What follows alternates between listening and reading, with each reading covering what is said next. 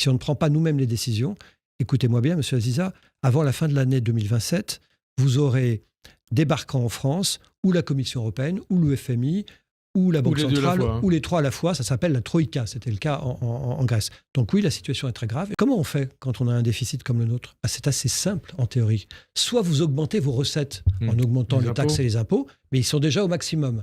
Et donc le rapport des 4 économistes qui a été remis avant-hier à Cornu dit qu'on n'a plus de marge de manœuvre là-dessus. Donc on n'en a plus. Et puis de toute façon, si vous augmentez les impôts, soit vous tapez le pouvoir d'achat des Français, qui est déjà un peu écorné, soit la croissance des entreprises, la compétitivité, c'est pas une bonne idée. Deuxième hypothèse, vous baissez les dépenses. Bah oui, il faut baisser les dépenses. C'est quoi les dépenses à baisser ?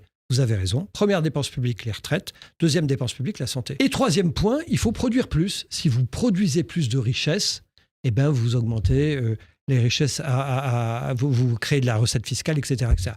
L'Espagne, c'était plus intéressant. Ils ont baissé la dépense, mais aussi ils ont pris toutes les mesures sur le marché du travail, sur les retraites, sur la fiscalité, qui ont permis de redonner de la croissance, c'est-à-dire de la compétitivité des Espagnols. On a un problème, c'est qu'ils n'ont pas traité la question sociale. Donc tout ça s'est fait dans la très grande douleur sociale.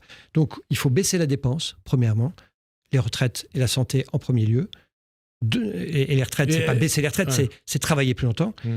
Et sur la santé, si vous saviez l'argent qu'on jette par les fenêtres, donc déjà ne jetons plus l'argent par les fenêtres, n'ouvrons plus de nouveaux droits. Vous voyez, tous les ans, on ouvre des nouveaux droits. Bon, c'est bon, il ne faut plus ouvrir de nouveaux droits, on ne peut pas les payer. Deuxièmement, il faut faire les réformes de structure très importantes. Et enfin, troisièmement, les mesures d'accompagnement social.